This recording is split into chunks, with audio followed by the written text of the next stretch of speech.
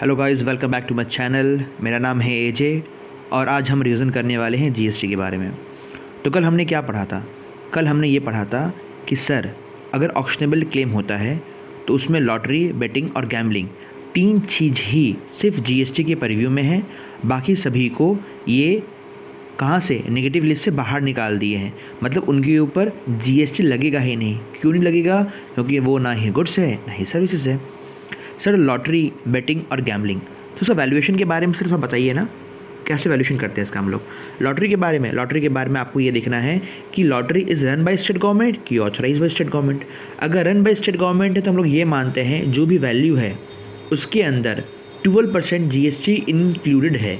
और अगर authorise by state government है तो हम लोग मानते हैं वैल्यू के अंदर 28% जीएसटी ऑलरेडी इंक्लूडेड है। सर, वैल्यू कैसे निकालते हैं लॉटरी के लिए? हम बोले हाँ, वैल्यू निकालने का तरीका है face value of the lottery ticket. Lottery ticket के ऊपर लिखा रहता है 10 रुपये का टिकट है कि 20 रुपये का टिकट है कि 100 रुपये का टिकट है। वो वैल्यू या price fixed in officially gadget by notification, दोनों में जो भी वैल्यू हायर होगा वो वैल्यू डिवाइड बाई 112% ये होगा अगर रन बाय स्टेट गवर्नमेंट, और डिवाइड बाय 128% अगर होगा तो क्या होगा, अगर ऑथराइज बाय स्टेट गवर्नमेंट होगा तो। सर, ये बेटिंग और गैम्बलिंग का बताइए तो क्या वैल्यू, कैसे वैल्यू निकालते हैं बेटिंग और गैम्बलिंग का? सिंपल है। कैसे? Face value of the bid या फिर amount paid to the totaliser, जो भी दोनों में हायर होगा वही हम वैल्यू पकड़ेंगे बेटिंग एंड गैम्बलिंग के लिए।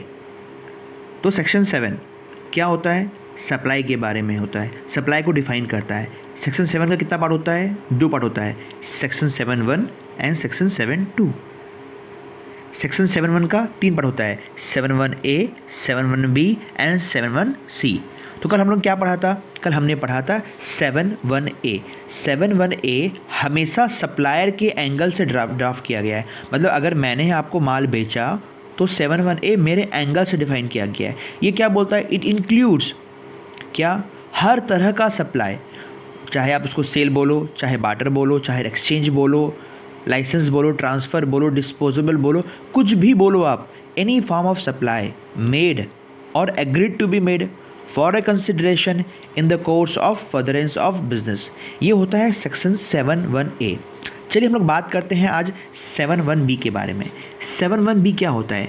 7(1)B बोलता है इम्पोर्ट ऑफ सर्विस। अगर आप इंडिया के बाहर से कोई सर्विस को मंगवाते हो, लेते हो, यूज़ करते हो फॉर अ कंसिडरेशन, ठीक है, weather or not in the course of furtherance of business, section 7(1)B बोलता है। तो सेक्शन 7(1)B क्या होता है?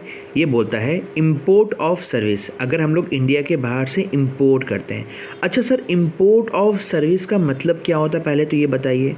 मतलब हम इंडिया के बाहर से इंपोर्ट कर रहे हैं, मतलब location of supplier outside India, location of recipient in India and POS मतलब place of supply in India. अच्छा, 7(1)B क्या बोलता है? Import of service for a consideration whether or not in the course of furtherance of business. अगर कोई भी इंसान India के बाहर से कोई भी सर्विस को इंपोर्ट करता है फॉर अ कंसिडरेशन, चाहे वो बिज़नेस में यूज़ करे या ना करे, हम इसको सप्लाई मानेंगे। उसी तरह एक सेक्शन है सेक्शन 7(1)C। इसमें एक पॉइंट है इम्पोर्ट। अगर कोई इंसान, कौन सा इंसान? अगर हम अपने रिलेटेड या डीम्ड डिस्टिंक्ट पर्सन से इंडिया के बाहर से सर्विस इंपोर्ट करते हैं बिना कंसिडरेशन के पर इन the course of furtherance of business, तो सप्लाई माना जाएगा। सर, कभी आप बोलते हो इन the course of furtherance of business, कभी बोलते हो not in the course of furtherance of business. Sir समझ में नहीं आ रहा है, सर दोबारा समझाओ। चलो इस चीज़ को हम लोग देखते हैं with diagram. Import of service, पहले मैंने क्या बोला? इंपोर्ट ऑफ सर्विस का मतलब क्या होता है? जब सप्लायर इंडिया के बाहर, रिसिपिएंट इंडिया में और प्लेस ऑफ सप्लाई भी इंडिया में, है ना। अब सोचो, इंपोर्ट ऑफ सर्विस, आप इंडिया के बाहर से कोई सर्विस मंगवा रहे हो, आप देखो कि या क्या आप कुछ रुपया कंसिडरेशन दे रहे हो?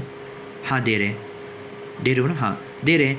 तो क्या आप इन the course of furtherance of business, आप जो रुपया दे रहे हो अपने बिज़नेस के लिए दे रहे हो ना, बिज़नेस में यूज़ करोगे ना? हम बोले हाँ सर, अपने बिज़नेस में यूज़ करेंगे, तो ये सप्लाई होगा। और ये सप्लाई कहाँ कैटेगराइज होगा? मतलब कि सेक्शन के तहत गिरेगा ये 7(1)B। अच्छा सर, हम इंपोर्ट तो कर रहे हैं इंडिया के बाहर सर्विस का, पैसा भी दे रहे हैं पर बिज़नेस में यूज़ नहीं कर रहे हैं। अच्छा, आप बिज़नेस में यूज़ नहीं कर रहे हो तो भी ये सेक्शन 7(1)(b) में फॉल करेगा।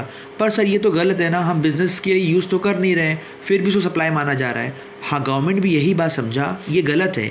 इसलिए गवर्नमेंट ने क्या बोला, गवर्नमेंट ने बोला देखो, अगर आप इंडिविजुअल हो, अगर आप गवर्नमेंट हो, या अगर आप चैरिटेबल ट्रस्ट हो और जो सर्विस इंपोर्ट कर रहे हो ना, वो फॉर नॉन बिजनेस पर्पस कर रहे हो, तो इसको हम एग्जेम्प्ट कर देंगे। अल्टीमेटली इसके ऊपर जीएसटी लगेगा नहीं। सप्लाई तो है पर जीएसटी लगेगा नहीं। अच्छा, इसका मतलब सर अगर हम इंपोर्ट ऑफ सर्विस बाहर से कर रहे हैं, पैसा भी दे रहे हैं, पर बिजनेस के लिए यूज़ नहीं कर रहे हैं, तो टैक्सेबल है ना अंडर आरसीएम। आरसीएम बोले तो रिवर्स चार्ज मैकेनिज्म। ये क्या होता है सर, मतलब अगर मैंने आपको माल बेचा, सपोज मानो, तो आप टैक्स पे करोगे, सप्लायर टैक्स नहीं पे करेगा, रिसिपिएंट टैक्स पे करेगा। अच्छा सर, ये मान लीजिए इंपोर्ट ऑफ सर्विस है, हाँ, विदाउट कंसिडरेशन मैंने फोकट में माल मंगवाया, फोकट में कहाँ से मंगवाया, अपने रिलेटेड पर्सन से, अपने डीम्ड डिस्ट्रिक्ट पर्सन से जो इंडिया के बाहर है उनसे मंगवाया, और मैं उसको यूज़ कर रहा हूँ इन the course of furtherance of business, तो सर ये टैक्सेबल होगा कि हाँ, ये सेक्शन 7(1)(c) में गिरेगा और इसको माना जाएगा सप्लाई। और बाकी कोई और मंगवाता है सर बिना कंसिडरेशन के, तो वो सप्लाई ही नहीं माना। हम लोग क्या पढ़े, हम लोग ये पढ़ के अभी आए ना कि इंपोर्ट ऑफ सर्विस पर आरसीएम लगता है, रिवर्स चार्ज मैकेनिज्म लगता है। मतलब जो इंपोर्टर मंगवाएगा, मतलब अगर मैं बाहर से सर्विस लेता हूँ तो मुझे आरसीएम में टैक्स पे करना पड़ेगा।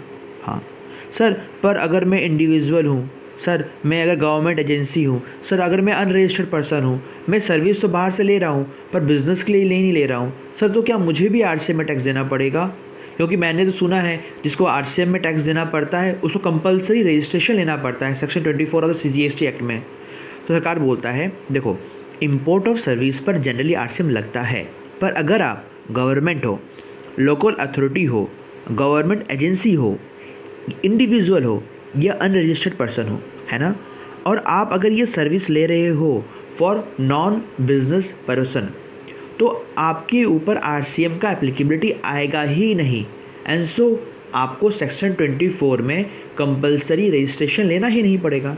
सर ये सर एनटीओआर क्या होता है? एनटीओआर ये, अरे बाबा, government authority, local authority, individual या अनरजिस्टर्ड पर्सन जो सर्विस इंपोर्ट कर रहा है, मंगवा रहा है, पर उसको बिज़नेस के लिए यूज़ नहीं कर रहा है, इन सभी को गवर्नमेंट एक टर्म दिया है NTOR, है ना।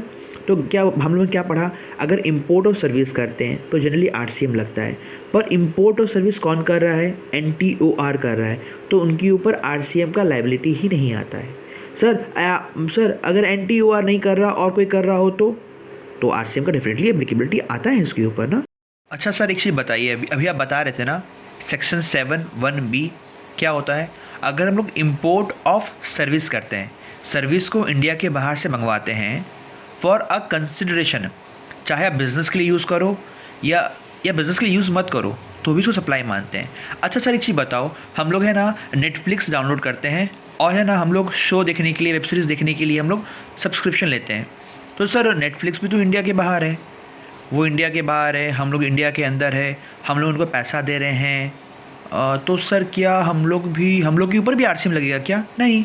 हमने क्या बात किया 7(1)(b) में हमने ये बात किया कि अगर हम लोग इंपोर्ट ऑफ सर्विस करते हैं, अगर और हम लोग उसके लिए कंसिडरेशन देते हैं, चाहे बिज़नेस के लिए यूज़ करे ना करे, तो भी ये सप्लाई। हमने 7(1)(b) में क्या बात किया था, याद करो दोबारा आप, कि अगर हम लोग इंपोर्ट कर रहे हैं, कंसिडरेशन दे रहे हैं, पर बिज़नेस के लिए यूज़ नहीं करते हैं, सप्लाई तो है पर गवर्नमेंट ने एग्जेम्पशन दे के रखा है। सो जब हम नेटफ्लिक्स से सब्सक्रिप्शन लेते हैं, वेब सीरीज़ देखते हैं, तो हमारे ऊपर हमको जीएसटी देने का लायबिलिटी नहीं आएगा।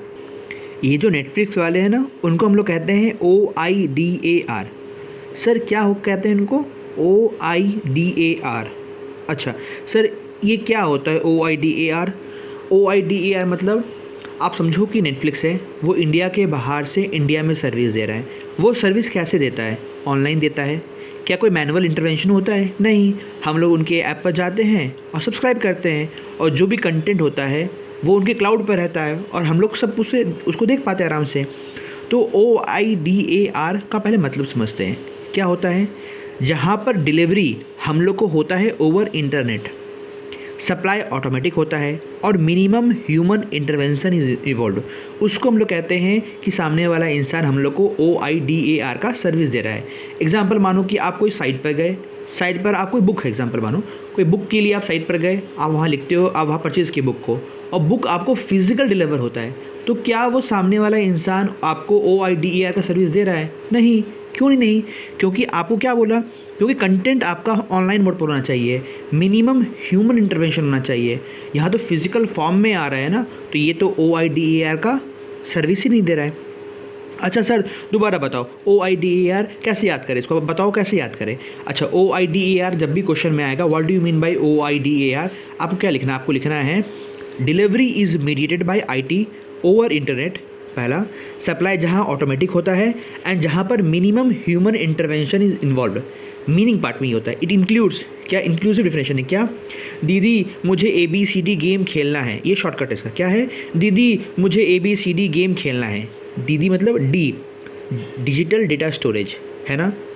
D मतलब प्रोवाइडिंग डेटा या information to any person in electronic form. Book वाले फॉर्म एग्जाम्पल में बुक फिजिकल कॉपी आ रहा है, इलेक्ट्रॉनिक फॉर्म में नहीं आ रहा है, इसीलिए ये OIDAR में फॉल नहीं करता है। दीदी मुझे ABCD गेम खेलना है। A advertising on the internet, B providing cloud services है ना, D डिजिटल कंटेंट, और game online gaming. B for क्या होता है? बुक्स। कौन सा बुक्स होता है? E-म्यूज़िक, E-मूवी, E-सॉफ्टवेयर है ना। तो अल्टीमेटली अगर क्वेश्चन पूछा जाए हम लोग से कि सर OIDAR क्या होता है, OIDAR मतलब जहाँ पर delivery is mediated by IT over internet, जहाँ पर कम से कम ह्यूमन इंटरवेंशन है और जहाँ पर ट्रांजैक्शन ऑटोमेटिक है, प्लस क्या दीदी मुझे ABCD गेम खेलना है। गेम मतलब ऑनलाइन गेमिंग है ना। C मतलब क्या होता है? बताइए बताइए, C मतलब क्या होता है? C यहाँ कुछ नहीं होता है। D क्या होता है? Digital content. B क्या होता है? Ebook, B for ebook, ebook, ebook में क्या देखेंगे? MMS देखेंगे। MMS क्या होता है? म्यूज़िक, मूवी और सॉफ्टवेयर। A मतलब क्या होता है? Advertising on the internet. और D का मतलब क्या होता है? डिजिटल डेटा स्टोरेज और providing data information to any person in electronic form. समझे?